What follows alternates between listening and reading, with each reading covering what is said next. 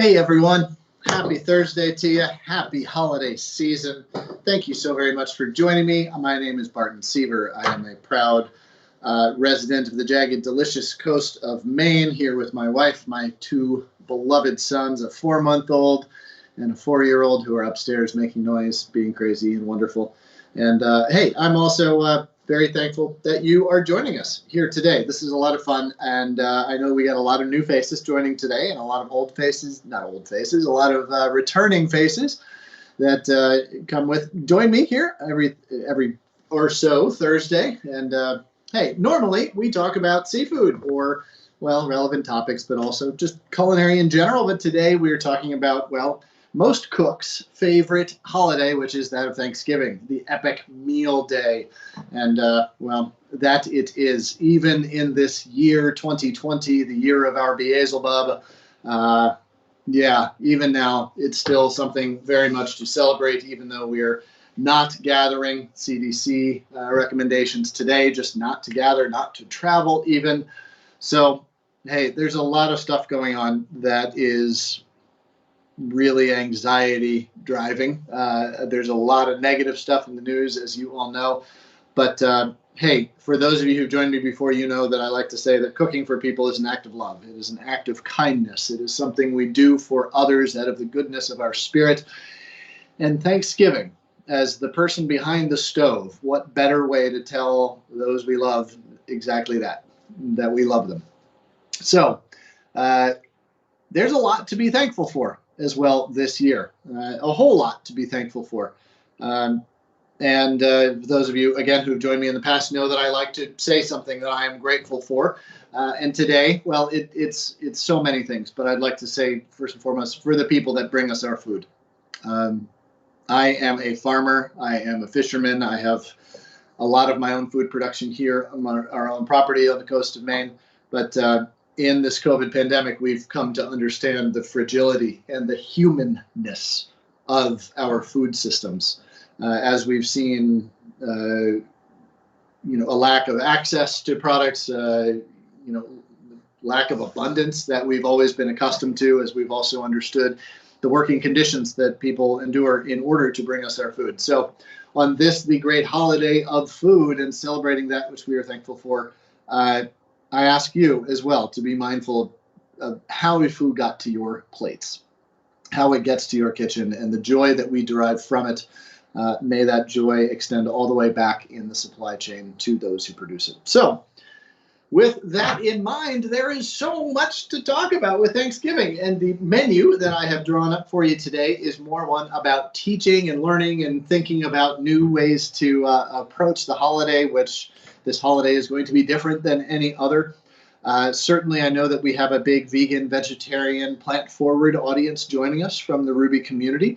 And for those of you joining from there, lots to talk about in terms of side dishes, in terms of alternative menu ideas. But again, today is really about sort of how to think about a menu, how to think about new techniques, in this, with this holiday specifically, when we don't have everyone joining us, all of them demanding their own traditional thing. I think we have maybe a little bit more time. We have a little bit more leeway in our menus, and maybe a little more spirit of creativity to try something different. And so that's what I've got for you today. The menu that I've written, hey, there's just a classic roast turkey. Yeah, you know what? And you can go online to Epicurious and find Thomas Keller's roast chicken recipe. You know what? I'm not going to make it any better than that. So find that one and seek it out, because it's amazing. So what I'm going to do for you here today is a turkey leg confit and a lightly smoked turkey breast, trying to think about, well, again, those alternative ways of producing. But Thanksgiving to me is really all about the sides. It's all about the playlist. It's all about the cocktails. It's all about the appetizers and everything else other than the turkey, which, quite honestly, I at times kind of find a little bit boring. So that's what today's really about. So I'm going to talk down through this menu. I've provided you, I think, about 10 different recipes in that event document that you'll see right next to, on the opposite side from my little profile picture there at the bottom of your screen. As well, the references doc there is the Ruby plant-forward Thanksgiving cookbook. So in that, you're going to find a lot of other great recipes for plant-forward Thanksgiving ideas. So that, well, after today, hopefully will inspire you a little bit, but also send you home with some things you can use. But this is all about you, really, and so it's all about taking questions and having a conversation. So I'm going to go through a couple of the dishes that I prepared, talk to you about some of my thoughts about this. We've got my great friend and colleague, the immensely talented Nadine Brown, joining us for a second week to talk about wines. She is an incredible sommelier from the Washington, D.C. area, where I got my start in culinary. And she's joined us for a recorded conversation about wines for Thanksgiving. So we'll drop into that. And yeah, so hey, with that, I would want to say again, thank you so very much for joining, and let's dive in. So let's talk turkey. Let's just get it out of the way first, right? Because, well, it's the center of the plate. We, for the traditional sort of meal, you have to have it. And, well, let's just get it out of the way. So the first thing that I did was a lightly smoked turkey breast. Now, what I've done is I separated the bird into two parts, because the problem for me with cooking turkeys and chickens, even the same, is that the legs and the breast cook at different times.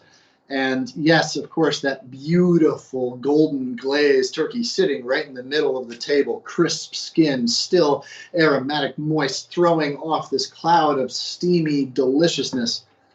Yeah, I mean, that's an incredible sight, right? But it's also just simply not often reality. You know what? I mean, Thanksgiving is chaos, right? It's chaos almost all the time. I mean, just today, I'm trying to cook you all these different things. My wife is working her full-time job. I'm working my full-time job. I've got 2 kids that I'm responsible for daycare for half the day. I still have a murder of crows out there, like sassing my chickens. My chickens ended up in the neighbor's yard about a half block away. So I was out in the street herding chickens. Yeah, of course. That's what Thanksgiving is, right? It's chaos. Embrace it. Embrace it. It's fine. And if embracing that means thinking about your menu to be less stress-free, well, don't make the menu be that which bothers you, right? I mean, you have total control over that. So what I do with the turkey is I break it down into a couple of day process. And the first is to break those legs off, and I cure those. There's a cure mix in that document. It's rosemary, garlic, salt, brown sugar, and fennel seeds, all pounded down with a mortar and pestle. Those turkey legs are then aged on that cure for 24 hours. And then they are patted dry, and then they are submerged in oil, and I'll show you these in just a minute. And they cook low and slow over 8, 10, 12 hours. I cooked these until they are flaky, melty, tender, just falling apart, delicious. And hey, it's salty, it's pungent, it's potent, it's big flavor. Hey, when has anybody ever described turkey like that, right? I mean, people describe turkey and like the best they can come up with was, yeah. Like, but I'm describing it with really cool words, right? So, hey. Yeah, sexy, right? Talk about sexy. Lightly smoked turkey breast. So another multi-day process. Again, if Thanksgiving is stressful and chaos to you, well, take some of the chaos and put it on Tuesday, right? Spread the chaos out. Put it on Wednesday. Just, it's fine. This is your day. Have fun with it. So a lightly smoked turkey breast, I mean, that is a thing of beauty, right? I mean, that is what we want our turkey to look like when it hits the table. So that is a breast that I, again, split the legs off of the back here, took those off, and then I split the backbone. And this is all written in the instructions. I split the backbone with just pierced it with a knife right at the bottom there, just enough so I could kind of crack open the breastbones. And the reason for that is just so it lays a little bit flatter. It just cooks a little bit easier because, for one, you're not vaulting it up so high so that you have it at basically 2 different racks in your oven. Having it a little bit flatter, I like, I think it looks better, but also, hey, it cooks better because it's in one latitude, right? I mean, it's not taking up this much of your oven, which invariably is going to have a hotter spot up here than down here. Keep it in one section of your oven. unless your oven is super, super calibrated, I've found that, well, it just works a little bit better. So with this, there's a number of ways to do the breast, whether you wet brine it, salt, sugar, any flavorings you want, submerge it for a couple of hours, or as I did with this, just salt and white sugar, sprinkled it over all of the sides, got it into the meat as well, and then just put it on a rack, put it in the refrigerator for 24 hours. I then smoked this on a Weber grill. I've got just the classic 18-inch kettle grill. That's all I've ever used. And I lit probably 15 charcoal briquettes, and I laid them out in a ring around the outside.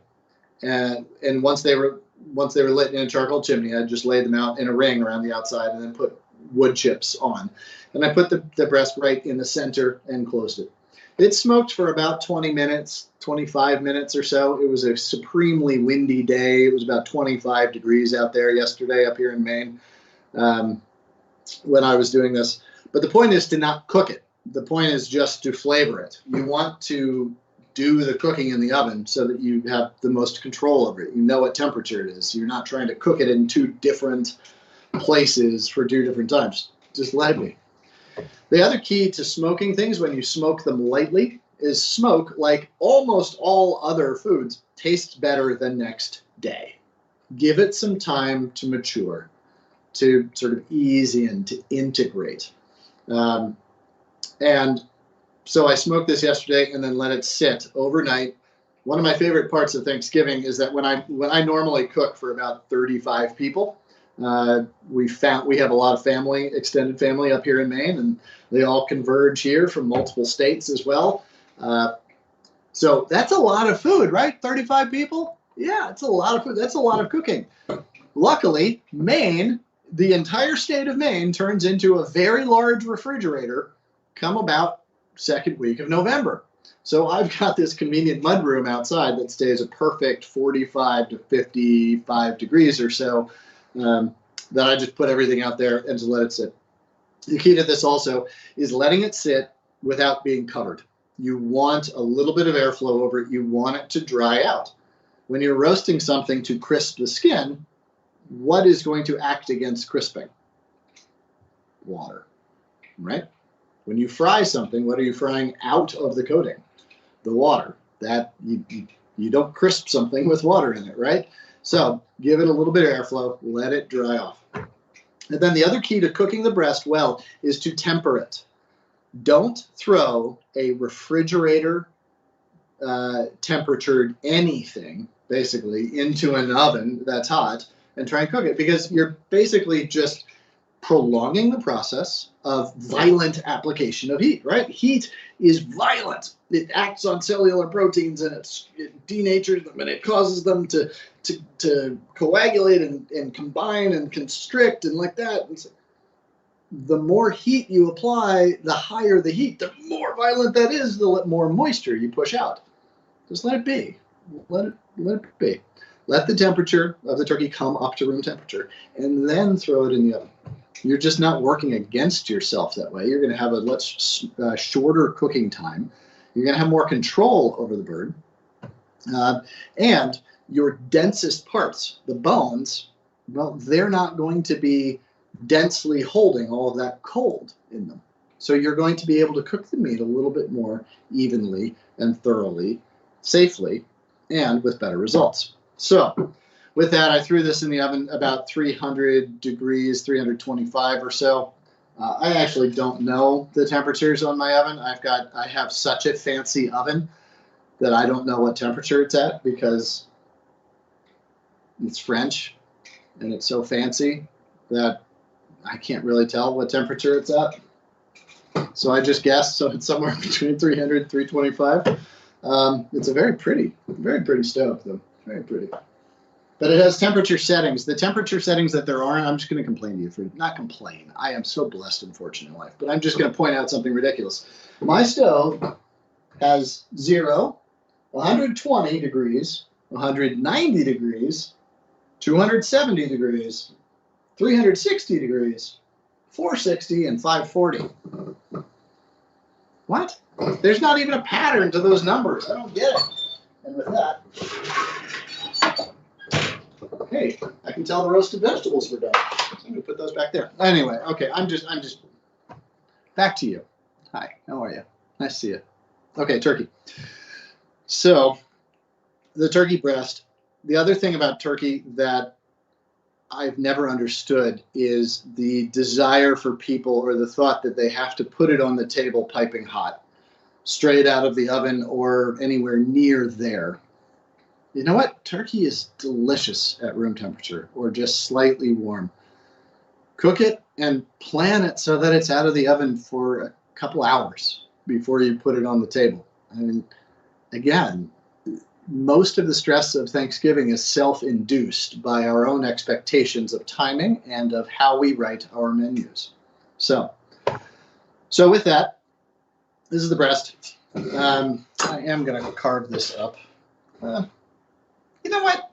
I'm not going to carve it up because it's beautiful. I'm just going to put it back there, and we're going to talk about the leg confit. So, all right. So leg confit, and this is going to be a little bit difficult to show you, given the nature of our camera angles here. So forgive me. So what I'm going to do is, wow, that is tender. And is he going to get it out? Nope. Nope. He didn't. He didn't do it. He couldn't do it. Why? Well, because it's so tender is part of it. So the leg is now falling apart, but the meat, that garlic and fennel and rosemary crust, that meat is just meltingly tender, falling apart. Absolutely incredible. Is it salty? Yes, it is salty. Not overly so, but it's like duck confit. You don't eat it all the time. To me, it's meant as a little bit of a pairing with the smoked turkey. It's something, these little bites that you get. You're not going to serve a whole drumstick to somebody. You're going to peel off the meat and carve it up and sort of mix it in. It really is a punctuation of and sort of a complement to the other meats. And in that way, also, it speaks to, well, my opinions about sustainability, which is, yes, I do eat meat. I don't eat very much of it. I do eat a lot of seafood, but I eat very modest portions of whenever I do. And the idea of pigging out on any occasion, not really for me, and especially when it comes to meat. And so to me, I like to make it as flavorful as best as possible so that you have the highest impact per bite. And that's where I want to go, right? So that's the confit. The oil that I used for that is just a vegetable oil. You can use any other oil, and I would think about planning on using that oil afterwards. It makes an incredible vinaigrette. The confit itself will keep for many months if the utensils that you use to work with it are clean when you put them in, and that the meat and anything stays. It's not exposed to air, meaning it is completely submerged in the oil. If you need to add more oil to cover it, do so. It will last for months, technically. In reality, will it last the hour because it's so tasty? No. Just let's be honest, it's not going to. However, so uses for this, should there be leftovers? Well, my first restaurant that I ever worked in with a chef named David Scribner, we did these duck confit spring rolls. So leeks, carrots, a little bit of celery, quick sauteed down and then rolled in wrappers, whether that's even like a rice paper wrapper with a little bit of the confit in there, like a hoisin, thinned out hoisin sauce, thinned out with water as a dipping sauce. Absolutely fantastic. Fun little lunch the next day, unexpected flavors. But you're not really buying any new ingredients other than the rice wrappers, which are inexpensive and they last forever. You can have them around. Throw in a little cilantro in there, some lime juice, something like that, and you have a completely different flavor profile for the next day, etc. It goes great into cassoulets, build it in as part of a bean dish like that. as is classic with duck confit. However, unlike the other leftovers for which you have maybe a week or so of wholesomeness, while they're still good to eat, with this, as I mentioned, you have months. So give yourself some time if you can manage to hold on to any of it. So ideas for the rest of the turkey in terms of leftovers. I know that was a big part of the Thanksgiving meal, is thinking beyond Thanksgiving. Well, the smoke flavor on this is light enough that it is not, you could call it just a roast turkey, in the same way that a smoked turkey deli sandwich is still a turkey sandwich.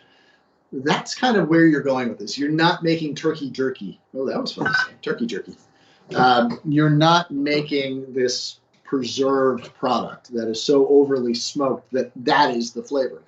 You're adding just a hint, a whiff of smoke that's to suggest as though it were cooked in a wood oven or over a spit roast, something like that. That's all you're adding to it, is a hint of romance, of rustic appeal. So yes, it's going to have some smoke flavor, but it's going to go beautifully into your shepherd's pie, which it's one of my very favorite things to make after Thanksgiving is a shepherd's pie. I always make a double or triple batch of mashed potatoes just to enable me to do that. So we can get into that, though, as we get further down in the list. So without further ado, though, I want to start talking about wines because, well, I've started talking about the things that take a couple of days in advance, but now we are day of, right? It is Thanksgiving Day, or maybe even the night before. I actually did a bit of this stuff the night before. We'll talk about that too. So I am going to toast to you, toast to Nadine, and we'll talk about the wine that I am drinking here, which I highly recommend to you. But I'm going to ask Patrick, my dear friend and colleague at Ruby, and the man behind the scenes on all these, to roll our conversation with Nadine. It's about 12 minutes or so, and I'll see you back here. We'll talk wines, we'll talk sides, we'll take questions. Thanks, man. Hi again, Nadine. Great to have you back talking Thanksgiving, one of the greatest holidays of the year, of course, because it revolves around food. And of course, with food, things tend to revolve around wine, and thus you are here joining us again. Thank you so very much. Nice to see you. Nice to see you. One of my favorite holidays, I think, quintessential American holiday. Yeah. Right. And a lot to celebrate in America right now. So starting off with, so the menu that I've been talking about, I just got to admit that, I don't find that turkey is the centerpiece of the Thanksgiving meal.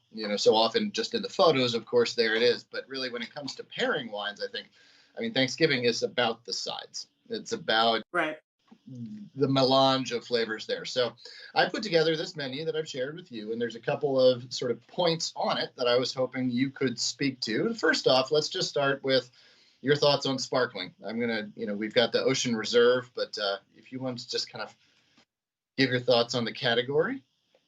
Yeah, sparkling works because of the acidity. It works.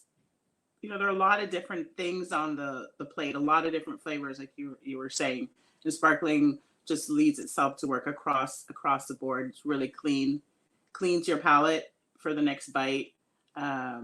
And you were instrumental in making the blend for Ocean's Reserve. Yeah, it was a really cool opportunity to go out, and this was a fundraiser, and still is a percentage of every bottle sold goes to the National Geographic Oceans Mission for conservation and education. So that I was able to be a part of that, continuing to this day, but also at its outset of developing the dosage and the final. Joy Sterling and David Monksgaard and the whole family and winemaker team out there were so generous to get me involved in it. It was really, really cool. So it's made by Iron Horse in Russian River Valley, and they were actually instrumental in getting the Green Valley, named as a appellation. It's all Chardonnay, correct? It's a Blanc de Blanc. Yep. So really, really clean. Sparkling cavas. There are other sparkling wines. Other than champagne that are, world class. Yeah, and that come at somewhat lower price points too. So if you're doing as we Seavers do on Thanksgiving, which is start early and drink heavy all day, And that lower alcohol point is also a good thing to focus on, because I don't know, for Thanksgiving, it's fun to just not tie one on, but to give yourself over to the day. And make the drunk uncle. Absolutely. It's going to be a little different this year, with everything going on, but I think all the more reason, to celebrate in any way that you can. All right, so some of the side dishes we've got here, and we'll get back to the turkey at the end, but right. Funky vegetables like rutabaga, like the roasted root veg. When else during the year do you think about rutabaga, right? So rutabagas, parsnips, beets, carrots, all things with a lot of sweetness, some caramelization on them, roasted under the turkey. Talk to me about that. Yeah, I know you talked about, seasonality a lot, and I feel like Thanksgiving is definitely one of the times that we do eat, truly seasonally. We talked a little bit about cider last time. There's a Eden cider. They use a lot of heirloom apples in Vermont. They do sparkling ciders. They do, everything from really dry ciders to sweeter ciders. So I think cider works really well with, the smoky earthiness and that touch of sweetness. It doesn't have to be a touch of sweetness as well, but yeah. Cool. All right. So other thing, garlic yogurt mashed potatoes. I love me a creamy, rich potato, but I don't really need the creamy richness to it. So I use labna or Greek yogurt instead of that cream. It adds also some acidity to it. I like to leave the skins on my potatoes. These little things come with perfect flavor packed right into them, and then we tend to peel off the flavor and then boil them to mush, and so they don't taste like much. So I like my potatoes to taste like something. What do you pair with that earthiness? I think Thanksgiving is also a great time to drink locally, kind of no matter where you are. I'm in DC, and all along the East Coast, there are these interesting blends with hybrids, like Vittel Blanc that have a lot of acidity. Wines from upstate New York, Dr. Constantine's Frank. They have a kind of unusual varietal called R. Cascatelli. He does a Gewürztraminer. All of those varietals that are kind of unique and have, since you can't really put your finger on them, just a different profile, work really well with all what you're talking about. But matching the acid with the acid in the yogurt.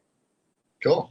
So in other years when we were cooking Thanksgiving for a crowd, one of the other things that I've always liked to do is you can go a little obscure on some wines because, they're going to get drunk, without even thinking of it. Somebody's just going to pour themselves a glass of it. And, it is kind of a good opportunity to experiment a little bit. All right. So some other things on the menu. So I've got apricot and brioche stuffing. I like to... a bag of stuffing is one of America's most perfect foods. I'm a big fan of it, but again, these Ruby sessions are about learning and sort of extending ideas and having conversation about cooking. So it's a brioche breadcrumb it's been toasted in big chunks, sautéed with celery, fennel, dried apricots, sage, thyme. Those rich, hearty flavors of the season, but still a little bit lighter. Where do you go with stuffing? Do you just kind of think of it as one and the same with the turkey? Do you do it inside the turkey or do you do it outside? I know there's, kind of me thinking about how you do the stuffing. Yeah, I tend to do it underneath the turkey so that it gets kind of a crispy bottom to it as well. Because if you put it in the turkey, it just ends up steamy mush that tastes really good. Don't get me wrong, but the texture is something to be desired there. So I like to put it underneath. Yeah. You could you could start doing red, sometimes when I was doing wine dinners, 3 courses in, people were like, oh, I'm ready for the red wine. So, we could probably start talking about some red wine, some really light reds, high acid, Barbera. For the Piedmont, I think a lot of people think of Piedmont, of Barolo, and really expensive wines, but there are a lot of great values, in Piedmont and that northern part of Italy, with just natural acidity that that leads itself really well with that food. That some of my favorites up there: the Gattinara, the Sforzat, the Infernos, those Alto Adige. Yes. They're wow, yeah, those are good. They're reds with all of the elegance and that sort of feminine style, but with muscle too, but not overt. I've always loved those. All right, so we've got just a few more minutes here, so I want to talk about. Let's just skip the turkey completely because let's just skip the protein. You got to have some protein, and it's about traditions too. Wait, wine doesn't have protein? You're being a Scrooge about Thanksgiving. I've been putting wine in my smoothies every morning. I thought it had protein. No. All right, so a little bit of light smoke on the turkey, just a simple salt, pre-season it for several hours up to a day ahead, sort of as a dry brine. Just a little bit of smoke off the Weber grill. What do you like with smoke? And it sounds like you just doing the breast, not the whole turkey. Yeah. Again, these Ruby sessions are about teaching things, so we're going to be doing a confit on the leg and just kind of teaching to that technique a little bit of light smoke and a different cure on the breast. So. Yeah, I love Cabernet Franc. I live, DC, Virginia, and Cabernet Franc does really well in Virginia. It does really well in Loire Valley. It's one of the 5 grapes that they use to blend in Bordeaux. It ripens a little earlier. It can have a little bit of, peppery spiciness to it, but it's a really pretty floral, floral varietal.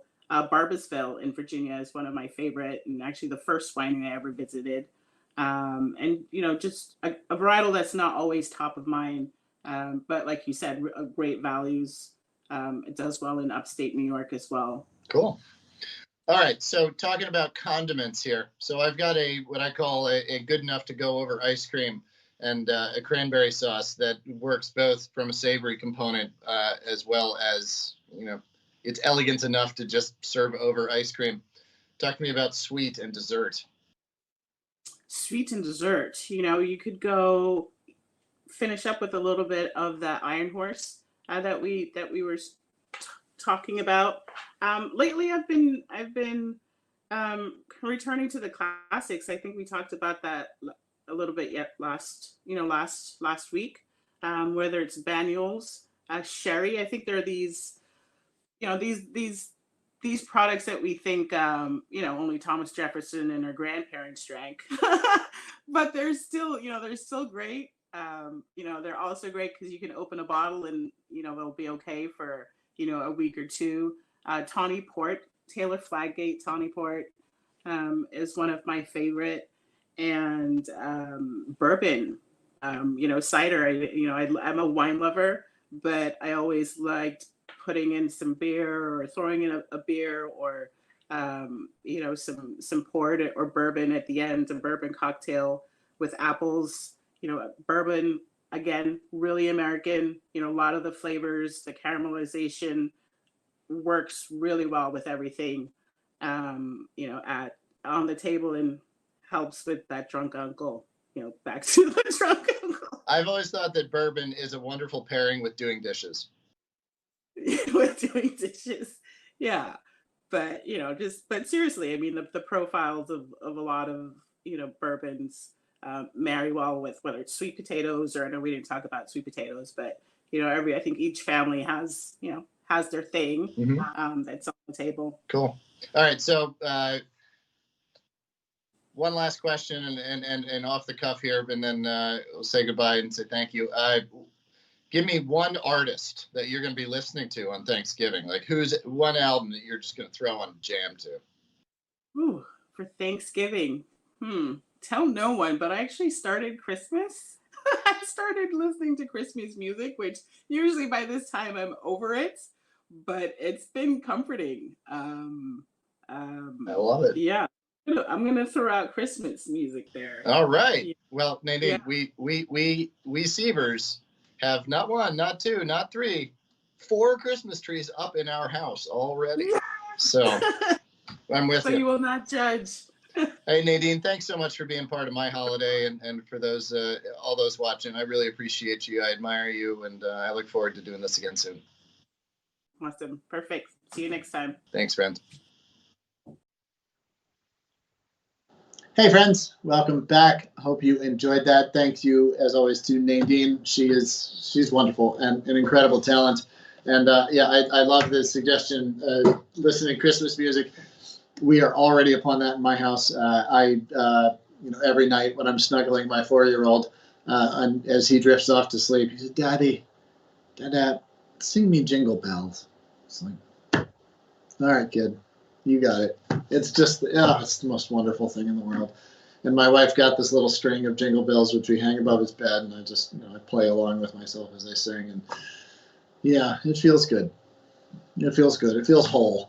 Anyway, hey, I got a question for you. What music is on your playlist? I was thinking of actually putting together my actual playlist and sharing with you. I didn't get around to do that, but hey, I was raised in the jazz, blues, soul sort of canon of music, and still listen to a lot of that. And on vinyl, we're dedicated enough that I got a record player sitting in my kitchen, connected to some really nice speakers, and I'm pretty lucky for that. But yeah, hey, I'm curious to hear what you put on. What you like jam out to? Maybe not when you're serving dinner, but like when you alone are in the kitchen, just hanging out, your time, your space. What are you listening to? Hey, chime in on that. And all right, so wine questions. I'm going to ask if Patrick couldn't bring up to the top there. If there are any wine questions, we can dive into that. But I want to tell you a little bit about that sparkling wine that Nadine and I mentioned.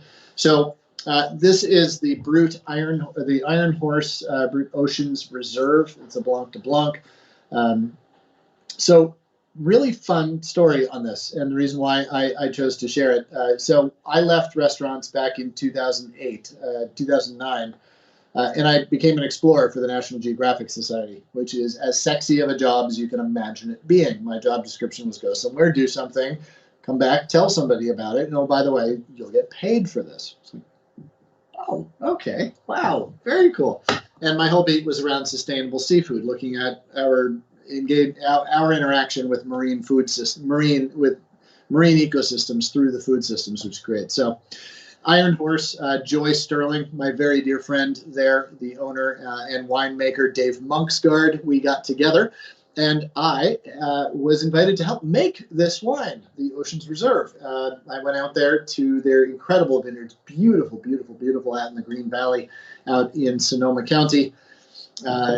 Cool climate growing region that's affected by the Petaluma Gap, which is a gap in the mountains, which when the hot air heats up in the afternoon sun and rises, it pulls in cool marine air from right off the ocean, this big fog layer. It pulls it in right through the gap, and that sits over the vineyards, these Pinot Noir and Chardonnay grapes that are planted upon ancient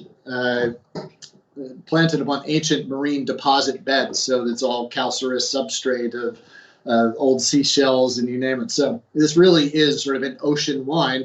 And we made this as a fundraiser for the National Geographic Oceans Initiatives. The photo on the cover every year, it is a vintage bubbly. Every year is a different photograph. This from my great friend and colleague, Dr. Enrique Sala. So a percentage of sales of these go right back to the National Geographic Oceans Initiatives. And by the way, Iron Horse wines happen to be some of the very best produced in this nation or anywhere. Their sparkling wines are benchmark quality for anything anywhere outside of the Champagne region, and compare and do very, very well against even the top-notch champagnes. So this has a little bit of it's a bolder style of brut. It's not quite as bold as, say, a Veuve Clicquot. Not nearly that sweet, even though that's a dry wine. But it paired beautifully with a range of things. That higher end of residual sugar allows it to just marry with spices such as chili peppers, acidity of cranberries, the beauty and salinity of a perfect oyster on the half shell. Black pepper draws out elegance and radiance from this wine like you wouldn't believe. It's just a wonderful, perfect wine, and available mail order. If you'll see there at the very second to top in the question queue, Joy Sterling, she has agreed to make available to you a discount. So the discount code is Ruby. It's sitting right there. So please visit her, support them, and the oceans work, the incredibly important ocean conservation work of National Geographic, which I am still thankful to be a part of. So with that, there's my wines. All right, so let me do a little bit of just housekeeping here. I thought I had plugged my phone in, but I hadn't, and I just got a low battery. Good morning. Hey, Patrick, I did it again. I forgot. Oh, boy, there it goes. All right, now I got to rearrange the phone. Patrick, you would think, man, you would think that I have gotten better at this by now. It's only like the 15th, 20th event we've done. Anyway, hi, I'm back again. I'm back to you. Great. Okay, so wines. Wines are delicious. Wines are great. Drinking sparkling wine throughout the day. I gotta say, I'm a fan of it. There's something about it, just the bubbles. It satiates, not with the volume that you drink, but literally just with those tiniest little sips. It hits the palate and goes, right? And it just makes us happy. It just makes us happy. Bubbly wines. Cheers to you. Cheers to the Sterling family, to Joy for her generosity in this support of National Geographic. So, okay. So there you go. You know what? I'm going to take a question or two, and then, because I just want to get you involved, and then I'm going to get over to some of the side dishes that we've got here. So, from our friend Judith, who chimes in with some blues, Chicago blues. There you go. So, my friends, my favorites out of Chicago blues. I'm going with Elmore James. I'm going with Luther Allison. That's my man right there. Sweet little angel. He's got an 11-minute live version of it, which is just, it swelters. It hurts. Oh, Lord, is it good. Yeah, Luther Allison. Check that one out. Anyway, Judith, thanks for the recommendation. Nice to see you again, too. Can you suggest any seafood-based mains for a two-person Thanksgiving? Loving the classes. Hey, thanks for the comments. So for that, yes. So I did a really fun dish, which is a Thanksgiving stuffed Maine lobster. And Patrick, if I could speak to you, if you could maybe search out that dish, Maine lobster, Barton, Thanksgiving stuffed, and you'll probably come up with it pretty quickly. But that's a really great dish. It's really fun, and you're supporting my neighbors and friends here in Maine, the Maine lobster industry, which right now is catching, this is just before now is really its peak season when the most landings are coming in. We appreciate the market for them, but a lobster split in half, the inside cavity cleaned out and then refilled with a stuffing made out of brioche breadcrumbs, pine nuts, celery, fennel, I think some bay leaves in there, all sauteed down in butter with onions, a touch of garlic, and the key to it is dried apricots.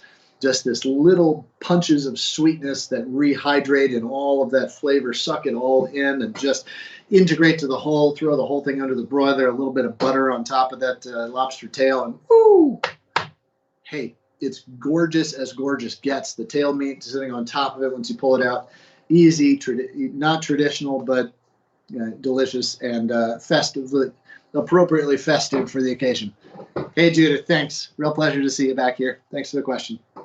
All right. From Julie about music, of course. Arlo Guthrie's Alice's Restaurant on Thanksgiving. But of course, what isn't, you turn on NPR and you can't get away from that in the morning on Thanksgiving, right? It's just playing. It's like the Yule log on Christmas Day that just plays on various TV stations. You just turn it on. There's a fire log just burning on your television, like Arlo Guthrie's Alice's Restaurant all day on Thanksgiving. Hey, thanks, Julie. All right. From Jamie S. I always cook whole turkey, not a breast, because they can be dry. Do you have any recipes for moist turkey breast and gravy? Turkeys are too big for two people. Thank you, Chef. So, yes, turkeys are too big for two people, which is why, chicken. Right? A good pasture-raised chicken bought from a farm, preferably at a farmer's market or something where you're buying it directly from the farmer. It's going to have all the flavor, the richness, that robustness that we think of in turkey. It's the right size for two, and if you can get over just that little mental hump of saying turkey, not turkey, I would recommend just doing a chicken there. So the keys for a tender, moist turkey for the breast is, again, tempering it. Well, pre-season or brine. So season with salt and sugar, or in a salt sugar based brine, wet brine. Pull it out and then pat it dry and let it sit for a day in the fridge. Let it dry out a little bit, free from covering, so that it evaporates some of the moisture. And then let it temper. Bring it back up to room temperature. That's a key to cooking turkey or cooking chicken well, is that you're not trying to force heat into a densely cold muscle or into against a densely cold bone. Okay? So when you temper it, bring it out for 4 hours. It is what food safety will kind of allow for.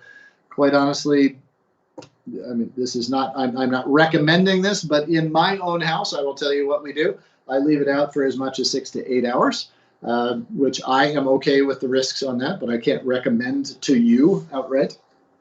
And the risks are not huge on that. And then I cook it low and slow. 300, 325 degrees. I pierce it with thermometer only one time after about 2.5 hours.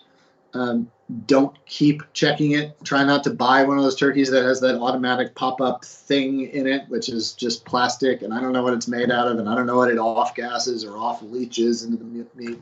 And it only pops up when it hits 165 degrees. And you know what? Once your turkey hits 165, if you're just pulling it out of the oven then, it's not going to be any good, because you want to pull it out at about 155. That carryover cooking, that heat that's already in the breast, is going to continue to push inward, pushing that temperature all the way up to the USDA standard of 165 for cooked. The other thing is to question whether or not you actually need crisp skin. Just as I said with sort of the menu causing stress, you're in control of your menu, right? So write a low stress menu. If you are insistent upon putting a hot turkey on the table, well, think about why, right? The same thing with crispy skin. This is something I talk about often with seafood, which is that to get seafood skin crispy often uses techniques that are fundamentally or antithetical to the success of cooking the flesh correctly. So do you really want crisp skin so much that you're willing to subject your tender, roast, moist, beautiful turkey meat, which is what you actually eat, subject all of that to the withering heat that is required to get it crisp, the skin alone crisp? My answer to that question is no. The skin is not so much a part of what I do that I'm willing to sacrifice quality on the rest of the entire meal for it, right? And if you really want crisp skin that bad, fine.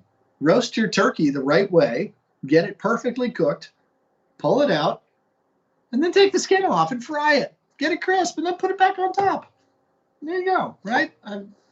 There's no shame in that. It's not going to look the same, admittedly, but if what you're after is crispness and moist, tender meat, hey, you won the day. There you go. All right. Thanks so much for your question. I appreciate it. All right. One other question for Miguel, and then Terry, I'm going to get back to your question, which I see at the top there. One question for Miguel, and then I'm going to talk about some of the side dishes that I shared recipes for you with. Shared with you recipes for, sorry. Hey, Chef, how long do you recommend to cook a beef stock? I recommend somewhere 12 hours is good to get most flavors, or 24 hours to get the hidden materials. Is that true? It's worth the time. The pro course, 24 hours is never mentioned. Well, you can't go wrong on the over side. I mean, yes, you can. You don't need to go 3 days for it. With a veal stock, 24 to 48 hours, yeah. I mean, that's where you begin to really get the development of all of that, the richness, and really get out the flavor. With beef stock, I would say, yes, 12 hours is minimum. 24 hours is probably max, I would say maybe split the difference, 18,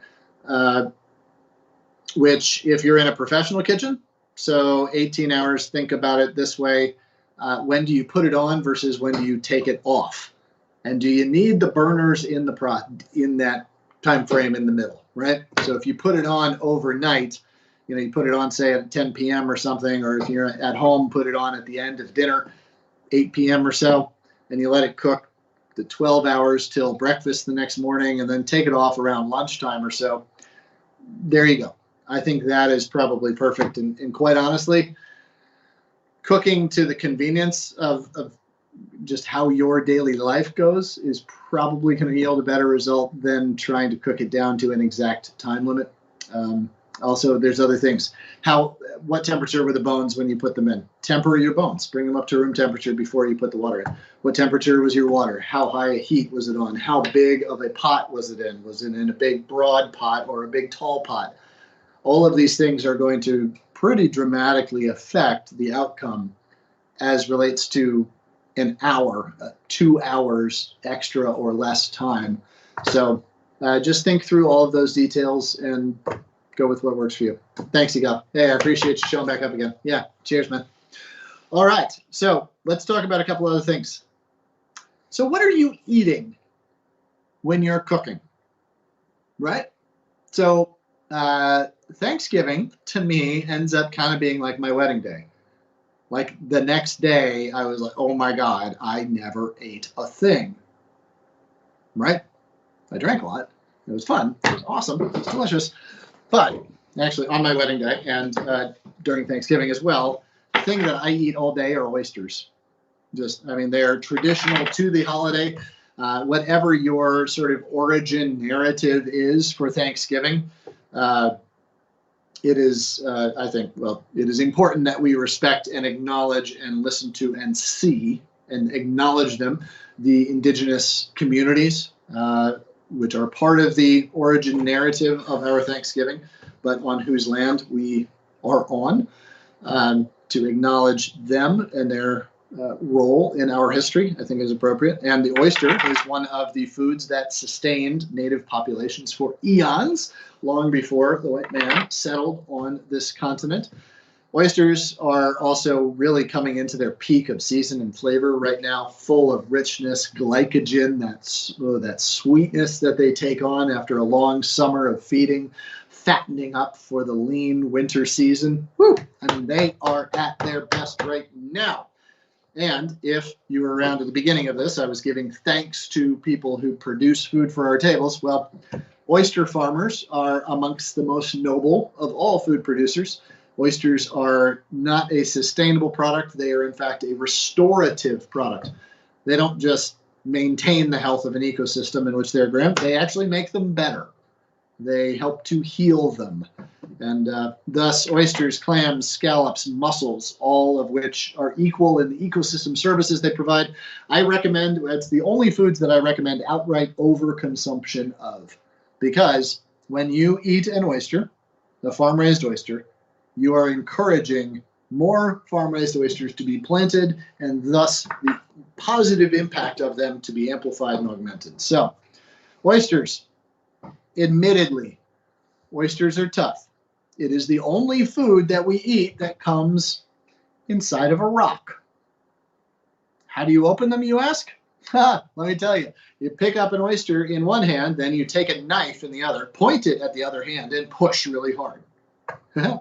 Yeah, right? Oh, yeah, it's intimidating, folks. Why? Because of all of those reasons. However, the ultimate benefit of the perfectly shucked oyster straight out of the shell, served chilled all day long. You've just got them in the refrigerator, allow people to go in and out, provide a little shucking knife, maybe some shucking lessons, have a delicious bottle of bubbly sitting next to you, the Iron Horse Brewed Ocean Reserve, which is perfectly paired with oysters. That was kind of the idea I had in the food I had in mind when I was working with them to create that final flavor.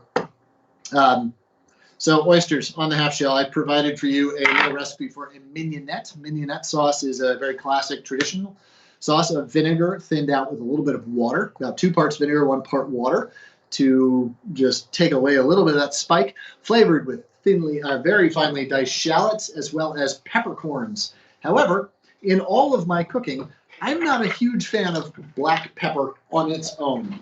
Though it is absolutely delicious, I also find that it can be a little bit one-dimensional.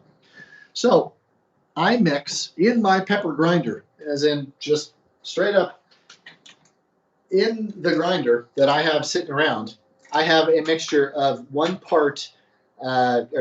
parts peppercorns to 1 part allspice berries. Jamaican pepper, it's also known as. It has this floral, beautiful, incredible elegance to it. It hints to us of sweetness, but it carries just a wonderful piquancy, a little potent, pungent punch to it. That was good alliteration. Potent, pungent punch. That just adds so much depth and vigor to the pepper without making it spicy, without making it something else. It just makes it something more than it was. It brings out its better angels. There you go, Patrick, to use your phrase right back on you. So anyway, that's a little just tip I have across the board, whether you're tossing it on roasted vegetables, onto your salads, etc. As I said, I just pack it into my pepper grinder, and that is always the blend I use. So there's a little mignonette for that. Let's talk gravy. Gravy. On the menu I wrote for you, I said traditional gravy because gravy is one of those things that, like eggs in the morning, there's no possible way that I'm going to get your gravy right. All right? It's so subjective that I didn't even bother to give you a recipe for it.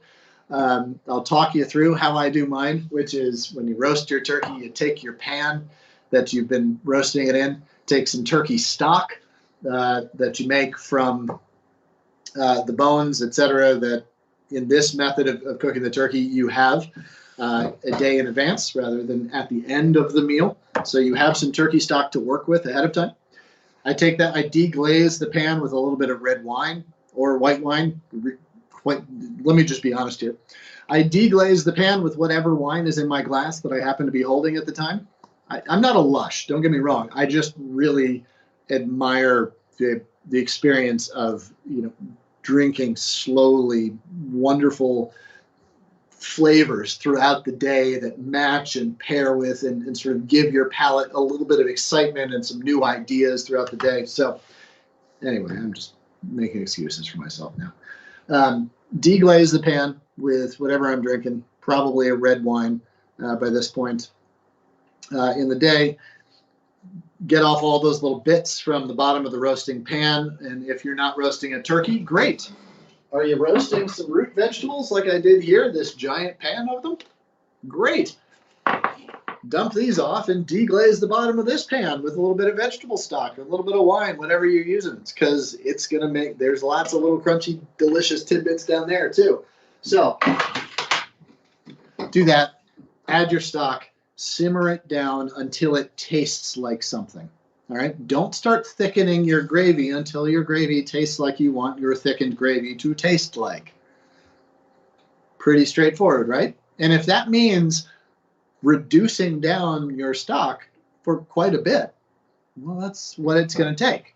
I prefer a gravy that is potent, that is the small amount of goes a long way. If your turkey or whatever you're eating is so dry that you desperately need an ocean of gravy on top of it, then by all means, just open up a jar of stock or whatever, just dump it in there and thicken it with some cornstarch and call it a day. I like gravy to taste like something. I throw in some fennel seeds. I throw in bay leaves. I throw in some hard resinous herbs like thyme, like rosemary. I let that all simmer down, so that by the end of it, a tablespoon, 2 tablespoons or so is enough to pop on your plate. It really is, in the French sort of way of a sauce, in something that heightens and enlivens what you're eating. It doesn't just cover up the flaws in what you're eating, which traditionally in America, that's kind of what gravy does, right? Like the meal wasn't executed great, so hey, throw on that gravy. Yeah. I think of it more in the French way. Use the sauce to enliven, to highlight, to heighten, to make to its fullest extent, most elegant the meal. So in that way, think about reduction ahead of time. Think about acidity. Acid is the key to enlivening flavors. So finishing with a little bit of lemon juice. This is now the time of the season when Meyer lemons start to appear in stores. Woo, I love me some Meyer lemons. Oh, do I love me a Meyer lemon. Just makes me want to sing. Oh, wait, I just did. Just makes, oh, I love me a Meyer lemon. Cross between, I believe it's a mandarin and a lemon. Sweet, but still super potently acidic. A few drops of that in the end is a beautiful way to enliven, or a couple of drops of vinegar. Sherry vinegar in particular is good as a finishing vinegar for gravies. Or, as I was just saying, use the red wine, white wine at the beginning of the process, and that adds acidity then.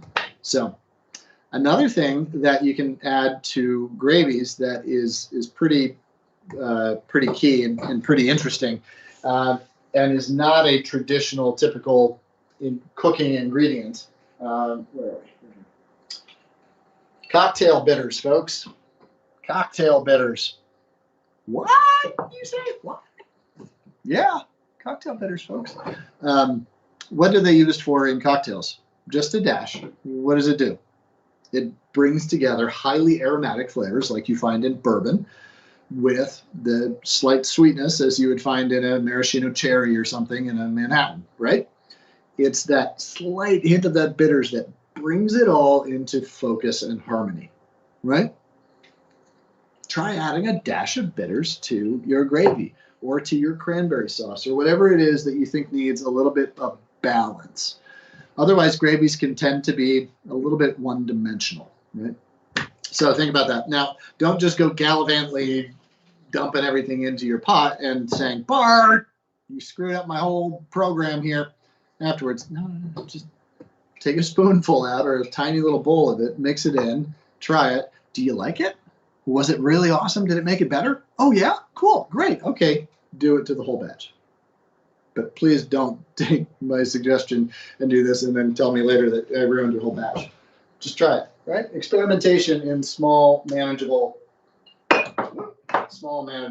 means. All right. Let's take another question, and then I'm going to get to cranberry sauce after that and stuffing. This is fun. Hi, folks.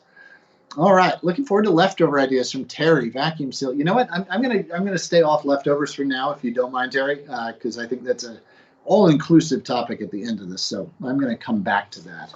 And I am getting a phone call here for some reason, even though I put it on airplane mode. Sorry. Okay, I have only cooked it. This is from Melissa E. Hi, Melissa. Pleasure to have you on with us. Nice to see you pop up. I've only cooked or eaten 2 kinds of squash, butternut and acorn, and I adore them both. Do you have any other kinds of squash that you like to use in other dishes? Yes, I do. Squash is wonderful. On my farm, we grow several different kinds. Kabocha squash is one of my favorites. Red curry squash, which is the sort of overinflated football-shaped red one that is deeply red. I just cut one earlier today, so I have some peel in the compost directly below me here. So it's that beautiful, beautiful deep red color. And wow, I just found 2 pieces that fit together. So it's noticeable because it's the only squash that is that color. But the flesh there is a perfect blend of texture. So it holds its structural integrity, meaning you can roast it, as I did. Let's find a piece of it here. It maintains this texture perfectly so you can roast it. So it ends up in these chunks that are perfectly soft and tender, but still hold their shape well enough to be tossed with a vinaigrette or whatever to go through the rigors of getting off of the cooking dish onto the serving dish, being pawed at with utensils, etc. You don't want a squash that's just going to break down entirely and be mush, even though it's going to be delicious. That presentation aspect is important. That's why I like the red curry squash. And the flavor is hugely aromatic. It's gorgeous. It's soaring and beautiful. A couple others that I really like. So this is a Koji Nut Squash, which is a hybrid of kabocha and it's escaping me now. But Chef Dan Barber was working with some plant breeders at Cornell University and bred this. So it's a wonderful, sort of a lot of the same characteristics of the curry squash that I was just telling you. Curry, K-U-R-I, by the way, red curry, K-U-R-I. And this one has that soaring aromaticness of it, but also that structural integrity. It has a little bit more earthiness to it than the curry squash does. So check this one out. And then also, hey, Patrick, I get to talk about my squash again. So this is Trombonccino Squash. Trombonccino is a kind of zucchini. It is, so I eat this throughout the summer at green as a zucchini, but it also grows into and hardens into a winter squash as well. And this is a particularly fine specimen of absolutely gorgeously colored, super sweet. Super sweet. I mean, pie sweet, as in you don't have to add sugar to it at all in your pie. It is so sweet. And then you want to end up with this wonderful gooseneck type thing. I'm liking having this frame for my face. It hides this demented artichoke of a haircut that I'm rocking right now. But demented artichoke haircut. There you go. There you go. Seriously, I've only had like that much bubbles, I promise. Anyway, those are two really great ones, but really it's about freshness. So go to your local farmer's market, Melissa, and find something that just appeals to you. Look, does it look awesome? Well, then it probably is, because almost all the squash they sell at the store these days really are pretty darn tasty, because they all have to compete with butternut, which even in its sort of most commodity quantity growth, just a regular old sort of run-of-the-mill butternut is still really tasty. You can do a lot better, but sort of the baseline, the threshold for good on squash is pretty high these days, and I'm pretty happy with that. So there you go. Hey, cheers. That's a great question, Melissa, and I appreciate it, and I appreciate you joining, and I do hope you'll join us again. But I look forward to maybe hearing back from you about what new varieties you tried. Thanks. Okay, let's dive into cranberry sauce, shall we? Cranberry sauce is another one of those things that is polarizing, if I may. The people who love their thing, and this is Thanksgiving, and you deserve to have your thing. Sorry, one of my chickens is on top of my house right now. They're getting more poorly behaved as the year goes on. It's astounding. Anyway, talking about cranberry sauce. So my wife, within the first couple of weeks of dating, we knew it was done. Her cat moved in after 6 days. She moved in 13 days after our first date. It was love at first sight. We knew it. We were done. But there were two conditions. The first was that when we mixed our vinyl collections, when her records and my records became one, her father was like, you best be serious about this, because this is real. All right.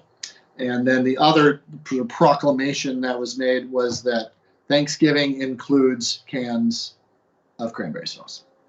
And that was just a precursor, like that's as much of a prenuptial as we have, that once the vinyl gets mixed, it doesn't unmix, and that we have cans of cranberry sauce at our Thanksgiving. And you know what? Canned cranberry sauce is delicious. It's absolutely fantastic. Aside from supporting my wife and from getting our son out of the process, the entire process of birth in the hospital, like I got free red Jell-O out of it. It's something I remember very well. Obviously, wife and family first, but like that little subtle, wonderful little thing. I love me some red Jell-O. Oh, I do. And that it's socially acceptable to put so much of it in your face at Thanksgiving is wonderful.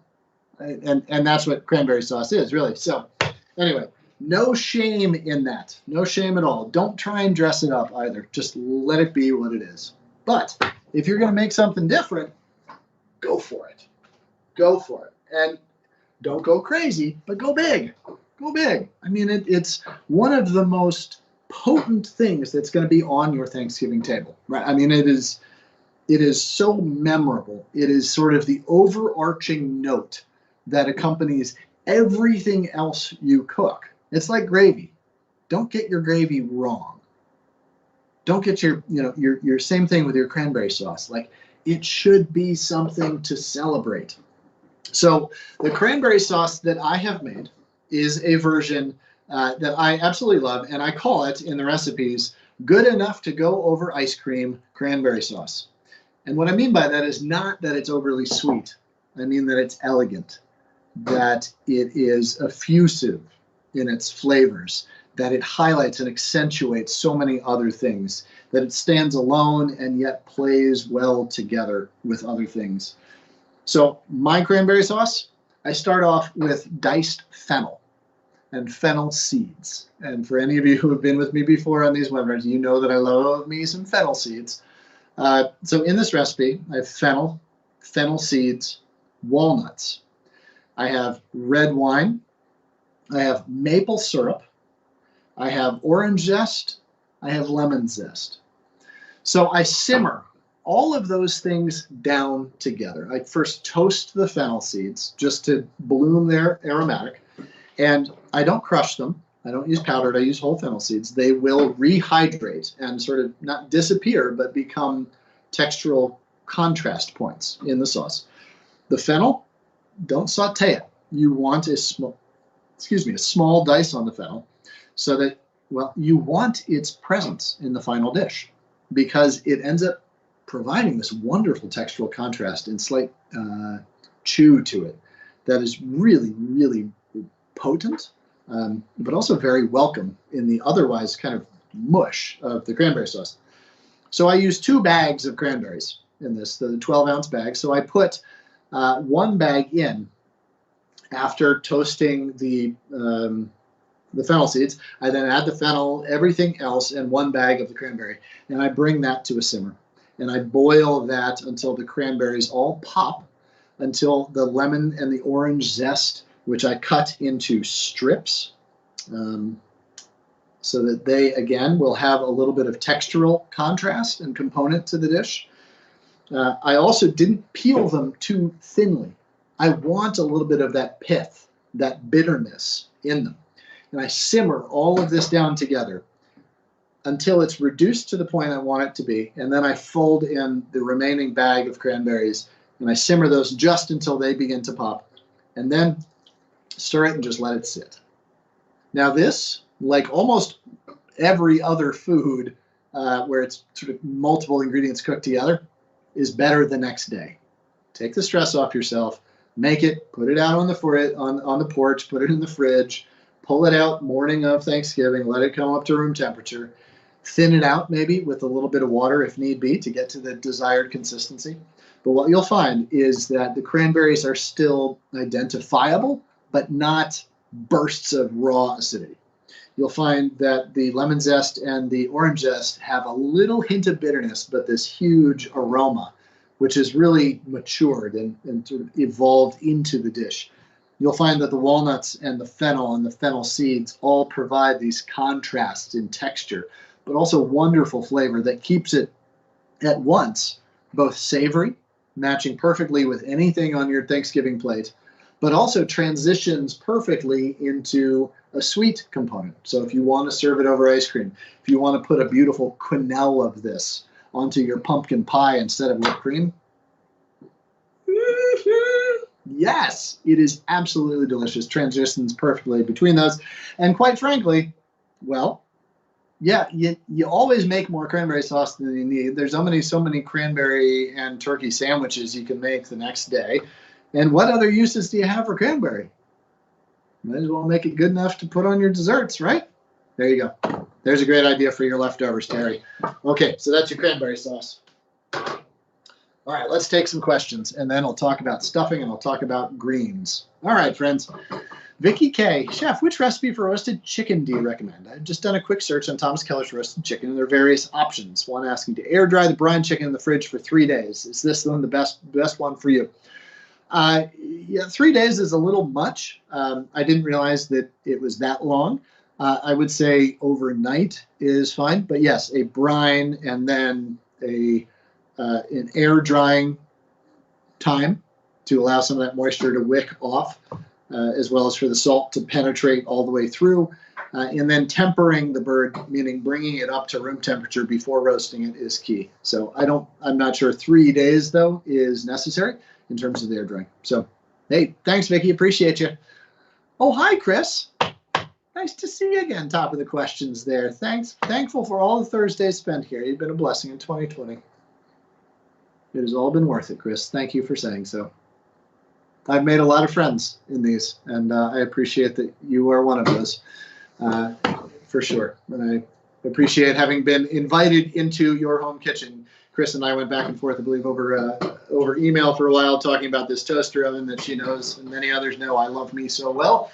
So, Chris, thanks. What an honor it is to be invited into your home, as I have been. So, thank you. All right. From Linda P. Hello, Chef. I'm new to a whole food plant-based diet and so thankful for Ruby. Great. You're all helping me greatly. So what ingredients can I use to get the flavors of ham and turkey for my plant-based Thanksgiving dinner? Thanks to you and to the Ruby team of structures. Sure. So ham and turkey. The flavors of those in particular belong to those ingredients. So I'm going to talk about a few modular ingredients, some underlying ingredients, if you will, that add depth and richness of flavor. Excuse me for a second. Step off screen just to grab a few things. What else am I doing? All right. Here we go. Went over to my spice pantry there. So what people are missing when those flavors, and I won't say missing, but the opportunities for that flavor sort of attention, that acute density of flavors, I've found can be replicated fairly well with spices. So whether you're talking about roasting a piece of tofu, whether you're talking about mushrooms, whether you're talking about just a incredible bevy or cornucopia of vegetable dishes, as Thanksgiving really is about to me. The underlying factors that I love about ham, let's talk about that. Smokiness. Ooh, I love me some smoke. Yes, smoke is delicious. Smoke is fundamental. We humans evolved rather rapidly after we figured out how to cook things on fire. Fire is elemental. It is fundamental to us. We all respond to it in very deep ways. Smoked paprika. This is from my friends at Scordo, scordo.com. I'm only mentioning them because they are friends and neighbors. They're a wonderful spice company up here in Maine. And hey, got to help our friends and neighbors, right? So they do a wonderful job with a whole lot of different spices, an entire array of them, from poultry brines, etc. And I don't mention them other than just they're the spice brand I like to use. But smoked sweet paprika. I don't use the spicy. I don't use the hot. I don't use the bittersweet. I don't use the mild. I only use the smoked sweet. The other ones have a flavor that can be hard to wrangle. It's a little bit wild. It's not that it's not delicious and good. It's just, it's hard to integrate. Smoked sweet paprika is oil soluble, meaning its flavors should be integrated into a dish through some sort of fat to best take advantage. And I like to add it at the beginning of something, whether I'm sauteing some vegetables, throw it in the olive oil right at the point where I throw the vegetables in. You don't want to cook it too long, just without any moisture, because it will burn and become bitter. But as soon as you throw some zucchini into the pan, you've introduced moisture. That moisture is going to kind of stop that saute process, so you're good to go. Toss it in. Those roasted root vegetables that I pulled out of the oven right at the beginning of this, I do a marinade, or it's kind of a vinaigrette. We'll take some cloves of garlic in the mortar and pestle, pound them down with some fennel seeds, some parsley leaves, some cilantro, some mint leaves. I'll throw in there some smoked sweet paprika and some olive oil. And the idea is that as soon as they come out of the oven, while they're still hot and bubbly and all that heat, you toss this oily marinade on them, and the heat of the vegetables will cook that paprika and broaden that smoke flavor and carry it throughout the whole dish. Woo, man, is that a tasty component and flavor profile base there. So smoked paprika, Syrian za'atar, amongst the many different varieties of za'atar, however you pronounce it. This one here has sumac, thyme, cumin, salt, and sweet paprika in it. Those blends provide that depth and richness of flavor, that intensity and complexity that you're looking for. Cumin, fennel seed, coriander are others that I look for. So then the last one is mace. Don't be afraid of using baking spices as savory spices. Cinnamon, I put into the cranberry sauce there. Put it into your brines for whatever you're doing, if you're brining tofu, etc.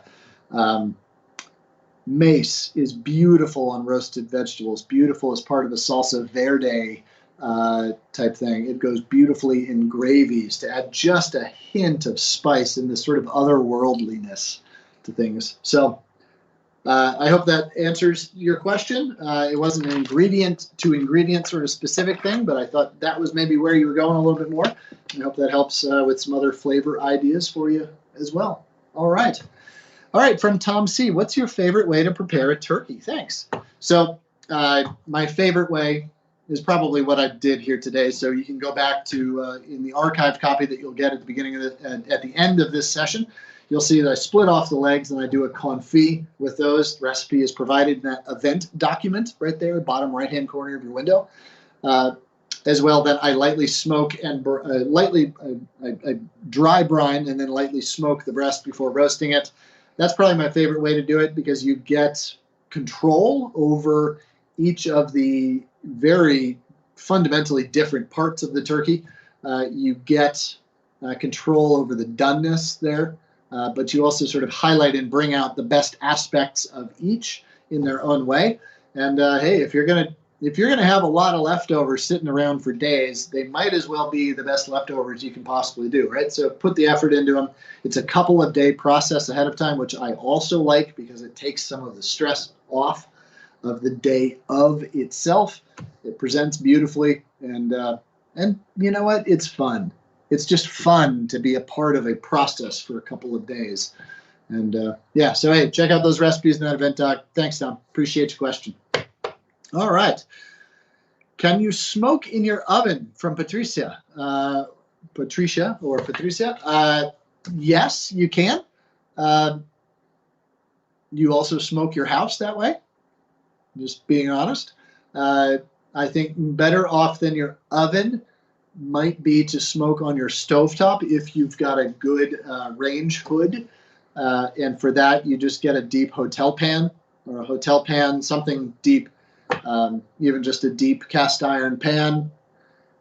Use tin foil. I would use some rice. Do a Japanese Chinese method of rice steaming. I'm sorry, rice smoking, tea smoking. So put some wood dust, find some sawdust of a smoking wood, certainly not of a treated pine lumber, but of a smoking wood that you can. Mix that with some rice and maybe some other aromatics like star anise or cinnamon that you'd like to put in there. Put it in a boat of tin foil. Put that on the bottom of your pan. Put your turkey somehow above it, whether you put a couple of onions in there or whatever it is, just something to elevate your turkey above the smoke source. And then cover the whole thing, and then put it on the stovetop. Get your range hood going, and then light the fire underneath the pan. The contact heat will smoke the rice and the sawdust and all that, and you'll get a gentle, low smoke that's not going to overdo it. You don't want to start a fire, all right? It's just not a great idea inside your house. And you'll be able to smoke at a lower intensity, meaning your range hood should be able to keep up with it in terms of the overall smoke produced. So, hey, I hope that helps. And certainly you can do it in your oven, but the problem with an oven is that it tends not to be directly under the range hood in the way that the hood works best. So you end up smoking at your house a little bit, I think. So, hey, there you go. But if you got a fire escape, fire escapes work great. I mean, hey, they got the word fire right in, so build a fire on it. Smoke your turkey out there. There you go, right? Hey, I lived in a city my entire life until now, so I am well versed on fire escape cooking. All right, friends, from Megan. Can the artichokes and mushrooms for the artichokes and mushrooms crostini and then Ruby Thanksgiving cookbook be prepared ahead of time and stored?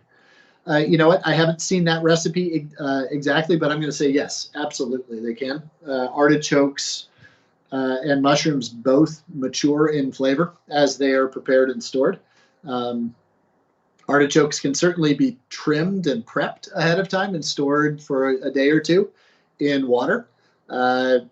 To keep artichokes from browning in water, oftentimes it's called for that lemon juice, acidulated water is used, but in fact, vitamin E, which is very potently found in parsley, prevents browning even better than does acid. So actually putting them in a bowl of heavily parsleyed water, just throwing a bunch of stalks and stems of parsley in there, actually keeps them from browning better than does acidulation. So having not seen the recipe itself, the answer is invariably yes. All right. Hey, thanks so much. Appreciate you. Okay, from Julie P. Hi, friend. Can't wait to make turkey leg confit. Please elaborate on 2 directions. How do you split on the legs? And can you offer more detailed cooking on the cooking the legs in oil as specified? Okay, so splitting the legs means just cutting them off. Is in the recipe. So slicing right down, so the leg would be right here on the bird, of course. So just cutting between the leg and the breast, trying to leave as much of the skin on the breast as possible. You don't need the skin on the confit, so air on the side of the breast. Come right down through that knuckle and then crack it off at that hip joint. That is what I meant by splitting. And in terms of cooking in oil as specified, so I don't have a good example to show you, and it would be hard to with the angle of the camera. But once you take them out of the curing dish, whatever it was in, pat them dry, scrape off any of but you want to reserve as much of that garlic, rosemary, fennel seed mixture as you can. Put all of that in a pan that's just large enough to hold them. So I've got this little, I think it's a 3-quart, 4-quart, maybe 3.5-quart pan here. That was just big enough to hold the 2 legs from a 10 to 12 pound turkey in the bottom, kind of like that, sitting on the bottom. And then I pushed them down as best I could and then covered them completely with oil. Just in neutral oil is all you need. And you want to make sure that they are fully submerged the whole time. So add in a little bit extra oil if you need to. It's not expensive. You're not losing it, and the oil is delicious afterwards for a number of different uses, from sautéing zucchini to tossing with roasted vegetables to using as the basis of a roux for a gravy. I mean, etc. There are infinite number of uses for a deliciously flavored oil. And in that way, then you just put it over lowest heat possible and let it simmer for anywhere from 8 to 12 hours or so. Cool. All right, Julie. Hey, I really appreciate it. I look forward to hearing how it comes out. So, from Janice. Hey, Chef, really enjoying your class. Well, thank you so much. I appreciate you. It's, we wouldn't be doing these but for you. Seriously. It's maybe it's a tired adage, but without you, we can't do what we do. So, thank you. You put us on stage. We appreciate the opportunity to be here. All right, for Jamie S. Hi again. Your recipe for the brioche stuffing sounds amazing. Currently taking the French pastry class and have a loaf of brioche in the freezer. Thanks to the great idea. Awesome. Hey, I hope you enjoy. So a key to that is don't mash it down too much. Now, I talked about this recipe with when I was answering the question about a lobster dish, any alternative Thanksgiving dish. But brioche breadcrumbs, large pieces that I've made over here. Now, this is a loaf of that. Now, I just tore it into pieces, so you don't bother cutting it. Not the problem, but the issue with this is that it is rather fragile, so it does powder and disintegrate. pretty easily. So the key to this is really developing your flavor in your base ingredients.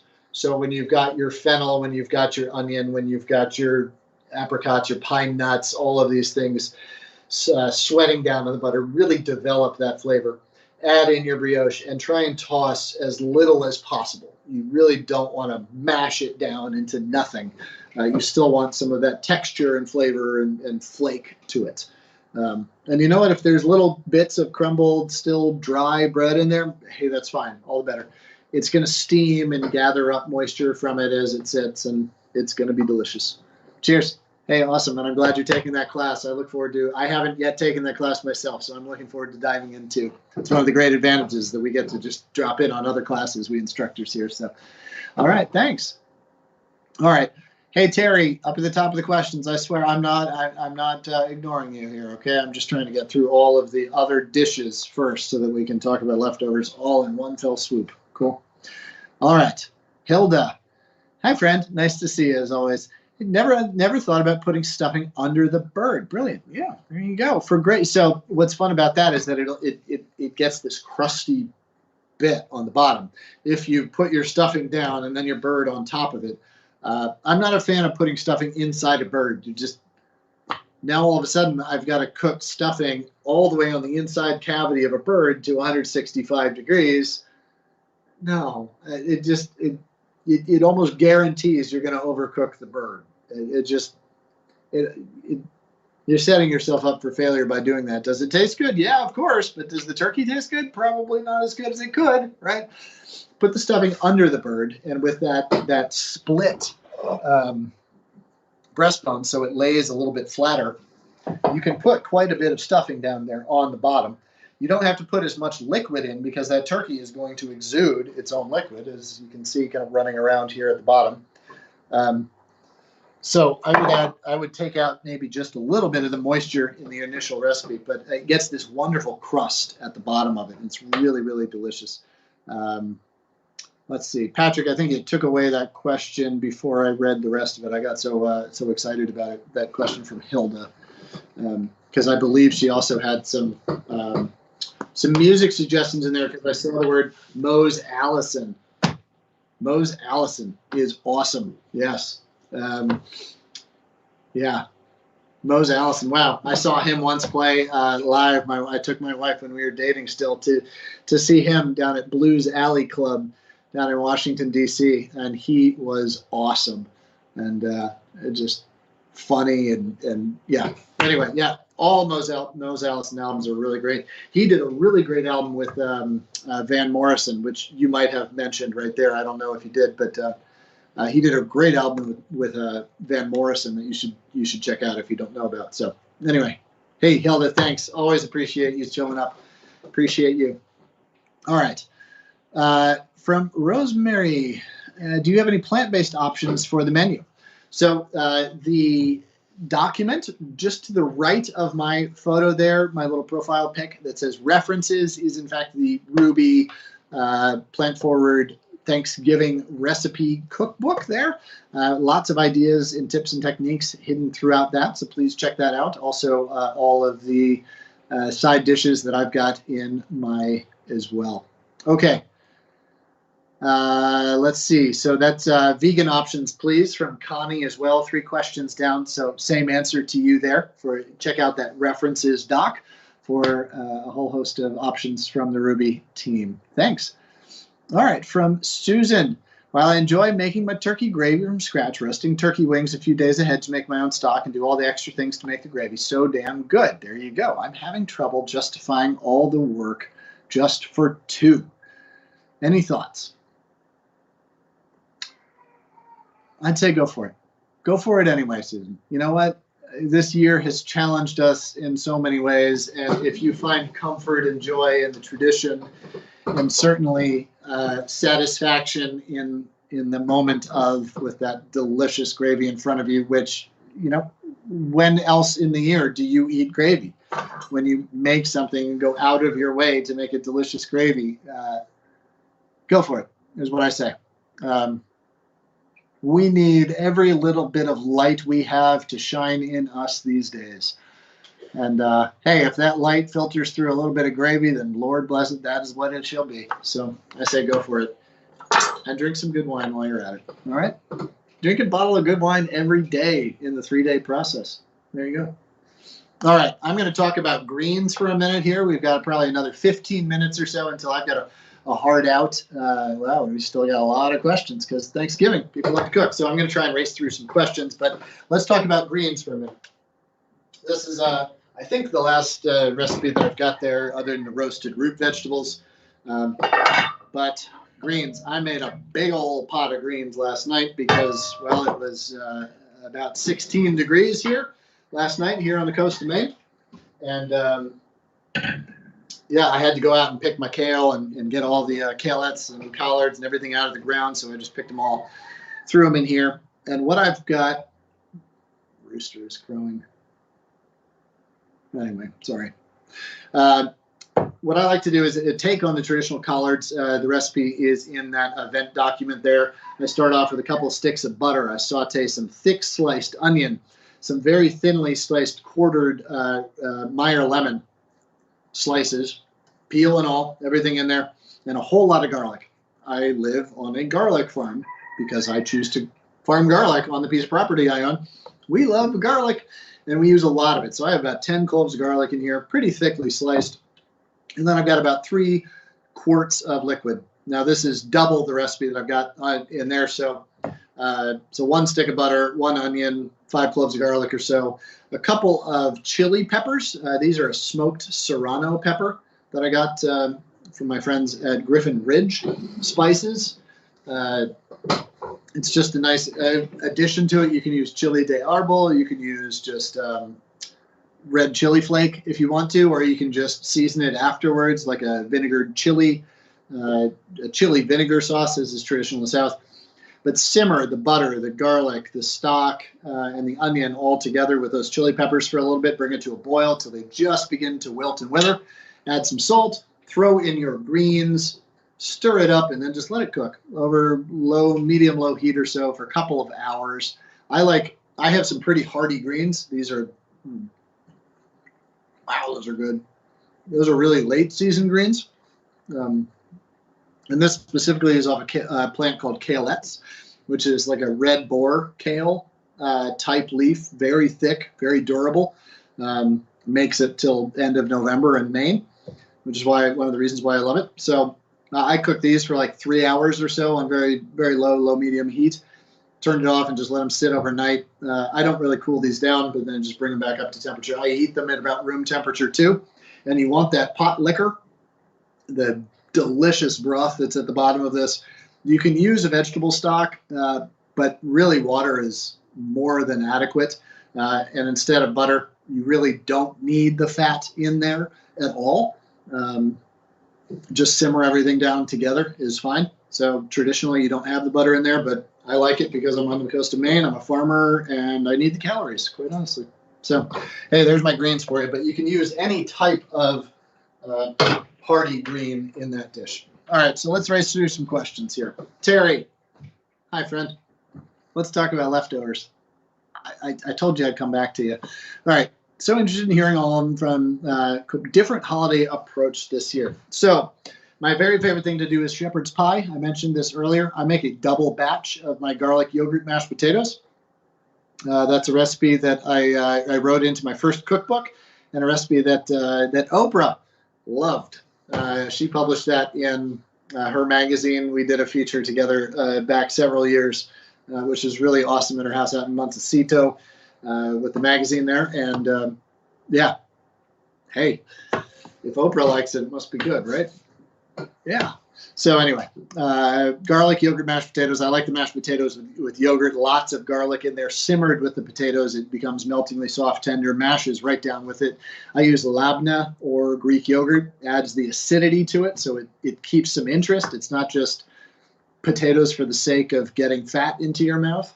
And I do it that way, and then I make a double batch of that, and then mix the gravy, whatever leftover gravy I have, with some water, thin it out, dice up the meat, whether it's breast meat, whether it's confit meat, and I roast a whole lot of root vegetables, as in like a whole lot. That's about 5, 6 pounds, probably 6, 7 pounds there. Parsnips, rutabaga, beets that I plucked from the freezing ground just this afternoon, carrots. I have that red curry squash, a couple other things in there. And rutabagas, I mentioned, but rutabaga, because when else do you eat rutabaga? Thanksgiving. Eat rutabagas. They're delicious. Roast them all together, and I mix that, those root vegetables. I'll throw in some fresh herbs, a little bit of ground coriander, a little touch of ground cumin. Give it this nice sort of Eastern Mediterranean flair to it. Put the mashed potatoes on top, drizzle with olive oil, and broil. That will last. I will make several of those, and those will, I mean, you just dive in with a fork. You don't even bother serving them up in our house. The cranberry sauce goes over ice cream in our house. It's absolutely delicious. We serve it as on top of pies. Try it with apple pie. The bite, the acidity of it with apples is really good, and that fennelness, that anise flavor to it is really delicious. It's also really great in oatmeal the next morning, or just on top of yogurt as your breakfast cereal. Throw it on top of a quinoa porridge. I make a brown rice and quinoa congee as a breakfast item for me here in the house. So put it on top of that. Is tasty. Let's see what else. The greens.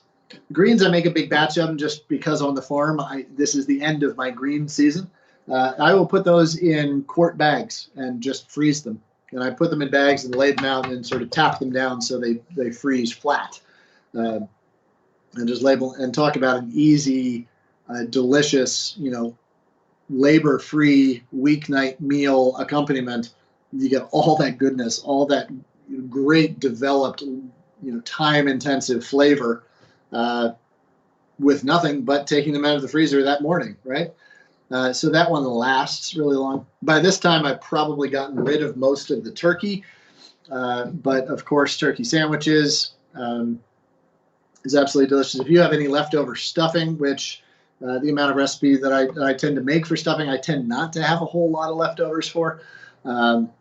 But with that, again, sort of make a shepherd's pie type thing with stuffing on top.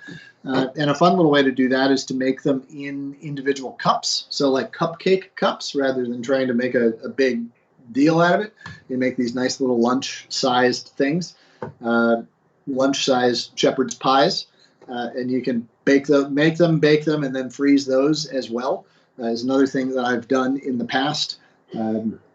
Let's see, what else? What other ingredients do we have? The roasted root vegetables, quite honestly, I'll just leave those on the counter over the course of a couple days, and I'll put a salsa verde out with them. And between my wife, my kid, and myself, we will just pass by and eat them. If you make leftovers available to you, especially things like roasted root vegetables, they will get eaten, I promise. So let's see, what else do we have? Yeah, that's it. One recipe that I didn't talk about that I have for you is a caper chili garlic mint relish. So I took about a cup of olive oil and I fried about a bunch of mint leaves in it, nice and crispy. And then I fried up a couple of heads of garlic. And I fried up some capers, nice and crispy too. I added some chili flake to the oil, or arbol chilies at the end of it. Let it come down to temperature so that I'm not overcooking that. I will then mash all of this up together till it's this crumbly, crunchy deliciousness. And then I'll take some oil and add that to it just until it comes back together, until this potent, chunky sauce. And Thanksgiving can tend to be not as exciting as other meals are in terms of flavor punches throughout the meal itself.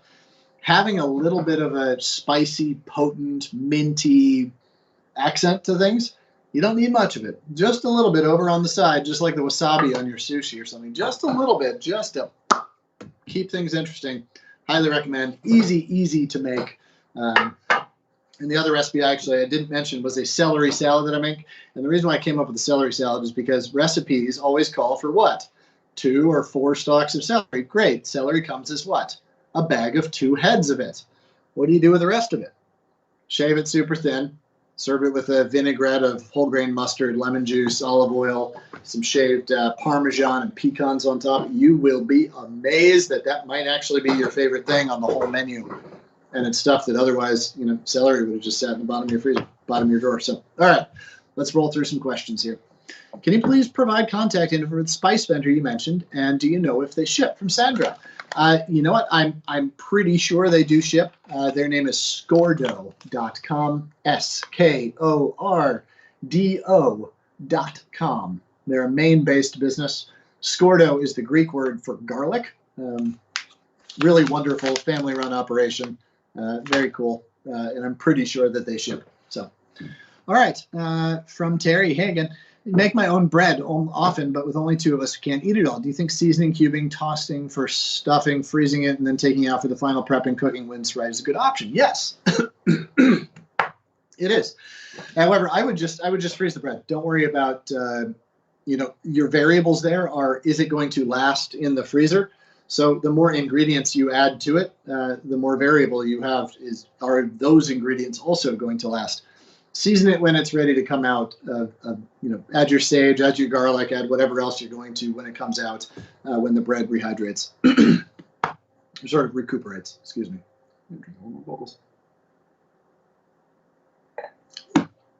Again, for any of you who didn't join, please do check out ironhorsevineyards.com. The link is up there at the top. There's a discount code that they generously provided for us today.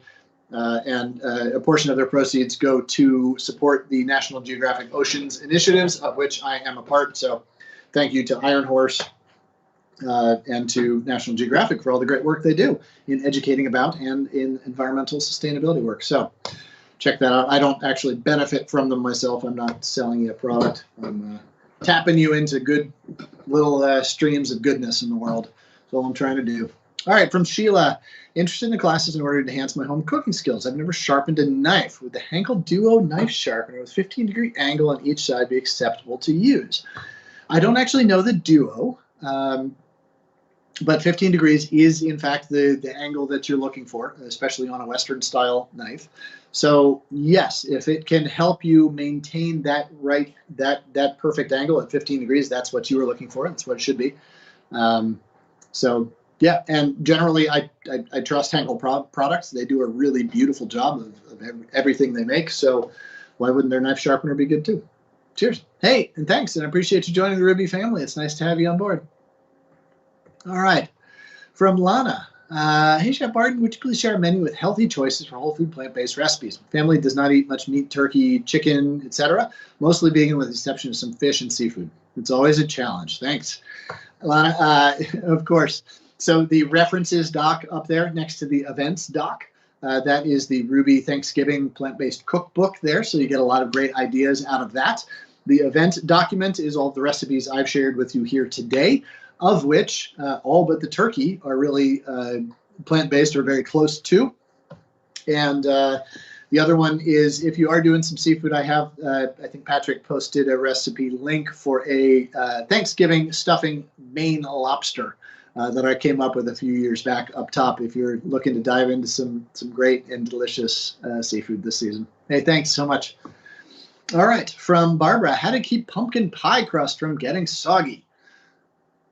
You know what? I don't have a great answer to that other than I'm okay with it being a little bit soggy. I've actually never even considered trying to keep it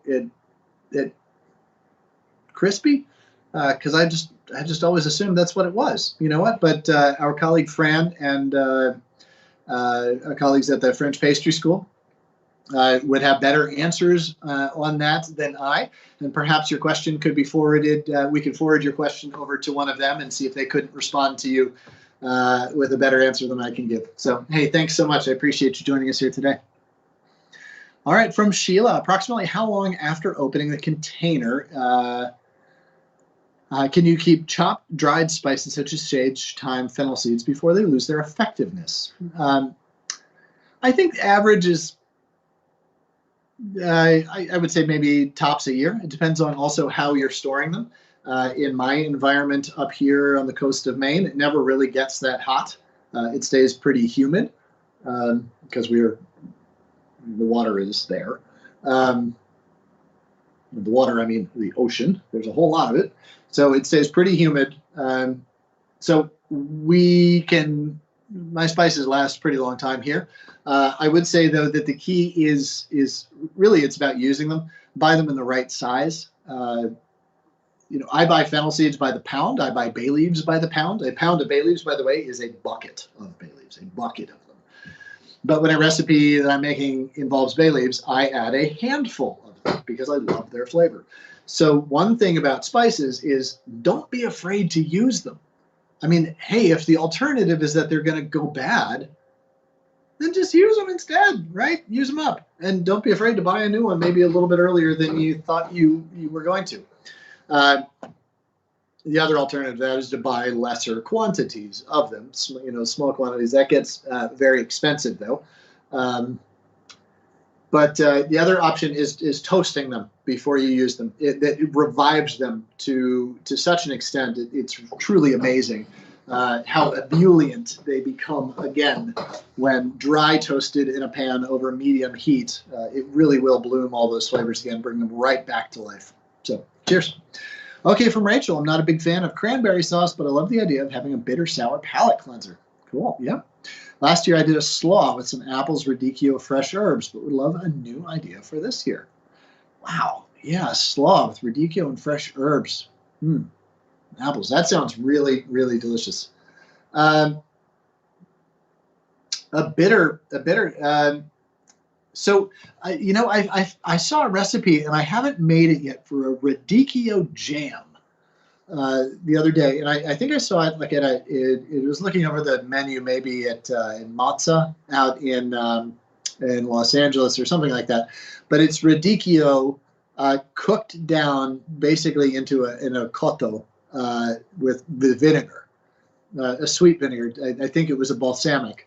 And basically cooked down into somewhat like a braised cabbage type thing, but the bitterness of the radicchio added a depth of flavor that I haven't had it, but I can imagine would be absolutely amazing. And if Sheila Lukens, not Sheila Lukens, I'm sorry, for some reason her name is escaping me, but if Mozza is doing it, it is going to be delicious. One thing I might add to that would be maybe even broiling the radicchio ahead of time, adding some burned bitterness to it, some chard, throwing it on the grill if you can still wait outside for that amount of time. It might be a really fun way to add even another step, sort of a hint of that burned smokiness to it, and then just simmer it down with some salt, a decent quality balsamic vinegar. You don't want to use a 50-year-old aged for this, but you also don't want to use something cheap and just false flavored. So try that out. That'd probably be a lot of fun. It would take the place of cranberry sauce too, in terms of how you use it on the plate, and even with a slightly, similar sort of color palette. Hey, thanks so much. Appreciate you joining. Okay, from Trish, have you ever cooked your vegetables inside your turkey cavity? Any suggestions? How long to rest a small 10-pound turkey this way? I would recommend against cooking things in the cavity. I said this with the stuffing as well, because you then have to get the things on the inside cooked to such a high degree of heat that you're now overcooking the meat of the turkey.